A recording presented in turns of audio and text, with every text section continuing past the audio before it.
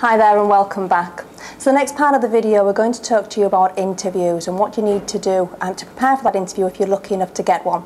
And the first thing is to really make sure that you're researching the business that you've got the interview with. Have a look at their website, maybe read local press around what the company's been up to lately. Speak to people that maybe know them as well. Try to think of a couple of good 2 or 3 key points that the business would be interested in hearing back when you're actually in the interview and they're asking those kind of questions. Think about why you want to work there as well. So most companies will have a Why Work For Us page or About Us page, etc. on their websites. Have a read through that. And again, you may have found something interesting when you've been speaking to someone, something that's really relevant about why you want to work for that company, or it might just be a target employer in the market. When you have that interview and you've got the job spec through, maybe it's through an agency or the company's actually sent you the job spec direct, or you've only got the advert to go through on the and from the paper, make sure that you're looking at the key areas the company's looking for, and maybe write an example of what you've done in each of those areas next to each area in the job spec. Again, really make sure it's interesting, it's relevant, it's positive, etc. And that's not to take into the interview with you, it's just to help you think on the spot. Okay. Know where you're going. Maybe drive by the day before, or at least make sure you turn up very, very early. There's lots of times businesses will have a postcode on their website, but it might be a postal address postcode. Their business might be several streets away. So make sure you know exactly where you're going, so when it comes to the interview, you're not worrying, you're not rushed, etc. You can be relaxed and have that 5 minutes in the car or outside before you go in. And you should ideally make sure that you're getting to the interview about 10 minutes early. Don't be getting there too early, 20 minutes earlier. Yes, it's great to look keen, but then it just becomes annoying for the person sat in the office. They know that someone's waiting for them in reception. So ideally 10 minutes is absolutely perfect. And don't leave your personality at the door. So many people can be the bubbliest people in the world, and when it comes to that interview, they just switch off and go into interview mode. Yes and no answers, they forget to smile, etc. So you really need to make sure that you're selling yourself throughout that, not just your experience. Types of interview that you would go into then. There's my favourite, which is a cup of tea chat, and believe me, it's still the most common type of interview. It's usually about half an hour to 60 minutes long. It's literally a cup of tea, talking through your experience, why you want to work with them, etc. Very friendly and relaxed. Even big companies like that approach as a first stage interview. There could also be competency-based interviews. So again, it's that kind of a cup of tea chat feel to it, but it's more in depth, and they'll be asking you to be specific about types of examples of experience that you've had. Give me an example of when you've done X, Y, and Z, etc. There could be a panel interview. Could be 2 people, could be 10 people. Usually a panel would consist of about 3 people as a guide. I've been interviewed in the past and I've had someone sat over there and someone sat over there behind me, just to test how I would actually approach that.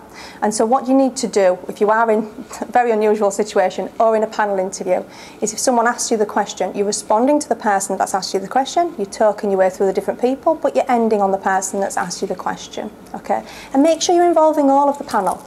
Don't assume that the person sat on the end maybe taking notes is just an office junior, I don't need to impress that person, etc. Chances are you will, because at the end of the interview, they'll take into account how you've been with every single person in that room. Okay. There's also an assessment day interview. Not many companies do this, it's usually the bigger companies, and you maybe get it for sales roles, director type positions, etc. What an assessment day is, it usually starts with an informal interview to help you to relax. There maybe be a presentation, a panel interview, etc. But nothing too scary in there. If you are called to something like that, don't be put off just because it is an assessment day. Businesses that do run these know how to get the best out of you and to get you to relax, so don't go with it, I'm sure you'll be absolutely fine. In the interview then, you really need to watch your body language. Don't sit with your arm folded, don't sit with hands in pocket, don't sit slouched back. It can come across too arrogant, etc. Try to mimic the body language of the person that's interviewing you. If they do start to fold their arms, then don't start to fold yours. You need to try to get them to unfold their arms. If they're leaning forward towards you, it means they're interested, so maybe lean forward as well towards them. Keep eye contact as they're talking. But you can look away as you're talking, okay? But you need to look interested and smiling, etc. as you're listening to them. Pace how you're speaking. I'm one of 7 children. If I didn't speak fast, I never got heard. But I know that I need to pace that and slow that down when I'm actually in meetings with people. So just, if you are nervous, everyone speaks faster in those kind of situations, just try to be aware of it and try to slow yourself down after the first couple of minutes. Maybe do a practice run as well, it's very, very helpful. And always be positive and smiling. Okay, you really need to make sure that they want to work with you. There's different types of questions that a business can ask, and you can find these on the internet. Make sure you Google good interview questions, etc., for you to ask and for them to ask, types of questions they'll ask you. Definite things that they will ask you is, why should I hire you? What do you know about the business? What's your strengths and weaknesses? If you may be going into a manager role or a sales role, they'll maybe ask you, what would you do in your first day, week, month, etc. So have those kind of things in the back of your mind when you're going for the interview. Have a couple of good questions for them. When I say that, I definitely don't mean how many holidays do I get and what's the salary. It's nothing positive that you're going to benefit from. You can ask them around training. Would there be any training potential? Is there succession planning in place, etc. In a business? That's absolutely fine. Good questions to ask. Again, you can find them on the internet, but usually bounce it back to the person interviewing you. You know, why have you been with the company so long? What's your favourite thing about working here, etc. And tell them how much you want the job and mean it. Don't sit there at the end of the interview and say, yeah, I wouldn't mind working here, it seems okay. That's not passionate. You need to be saying, wow, I love the opportunity of working with you. I think it seems it's such a fantastic business. I hope I'm successful. It comes across very genuine. It sounds like you really want the job. And if you're one of 2 candidates and you've both got very similar experience, chances are the company will go for the person that comes across more passionate. I've even seen them go for the person that came across more passionate, even if they didn't have as much experience as the other candidate, because that does count in some ways for a lot more. Maybe leave them with a file about your experience. So when you've left any previous employers, maybe ask them to write you a reference that you can send out to with your CV, and also leave as a little bit of a file for people at the end of your interview, client testimonials, that kind of thing. If you don't have anything, that's absolutely fine, but bear it in mind as you're going through your career to maybe start gathering those types of things. Other things to consider then when you're targeting the job market. Always answer the phone professionally. I ring people up sometimes, they've maybe applied for a job, or I've just found them generally looking in the market.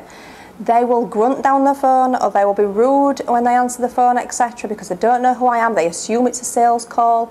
You need to be assuming that every single call that comes to your phone is a potential job, it's a potential employer. Ensure that you don't have any silly email addresses.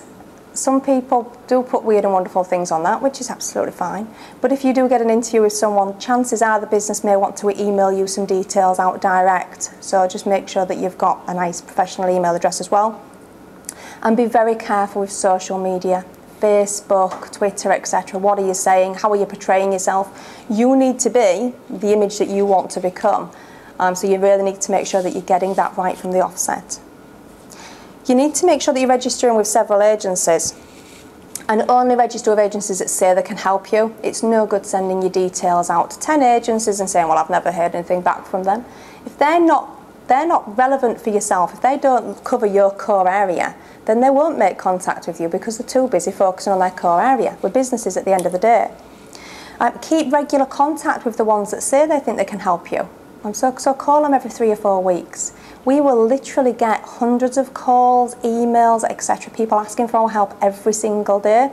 So you really need to make sure that you're standing out and you're the person's name that we remember when it comes to those types of jobs. Register with online job boards. So there's various sites out there. The best ones that I've found from my experience in the industry and HR, etc., would be Job Sites, Monster, and Total Jobs. I think they're probably the top 3 that most agencies would use. That said, there are hundreds. But I think definitely make sure your details are on those 3. And you need to make sure that your contact details are on there and that they are up to date and correct. So many people forget and they just leave their details. 6 months later, they've changed the mobile number, no one can get hold of them, and then miss that job opportunity. If your details are on a job site, agencies will actually do that searching, and we'll call you up and we'll want to make that decision very quickly about whether we put you forward. If we can't get hold of you, we have to email, wait several days for you to come back, etc. Chances are you're not actually going to get any joy of that job.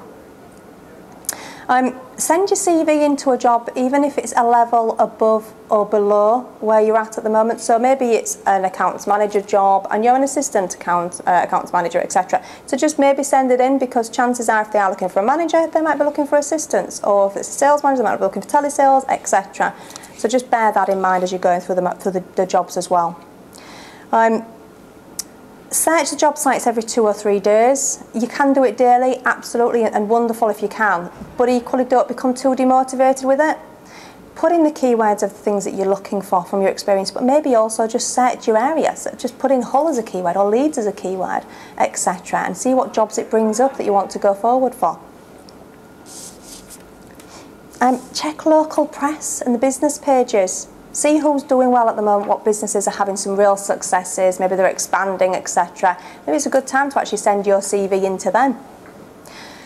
Door knock. Now, some people aren't confident enough to do this, and that's absolutely fine if you're not, no problem. But if you are confident and you are prepared to go dressed for an interview with some CVs on you, go knock on a company's door, see if they've actually got any current roles, it really is a key selling point, and I'd really say if you're confident like that, use that. Exploit your own network. So make sure that your friends, your family, everyone knows that what you do, what you're looking for, and that you're readily available. If anyone would have asked my mum a couple of years ago what I did, she would have said, I don't know, I think she works in an office. But if I was looking for a job, I would make sure that she knew exactly what I did and exactly what I was looking for. Remember, 95% of businesses in the UK are small companies. They employ less than 10 people. So it's fine to target the very big companies, but equally make sure that you're getting your CV out to other companies in that related industry. Don't assume they won't be looking. Finding a job is a job in itself at the end of the day.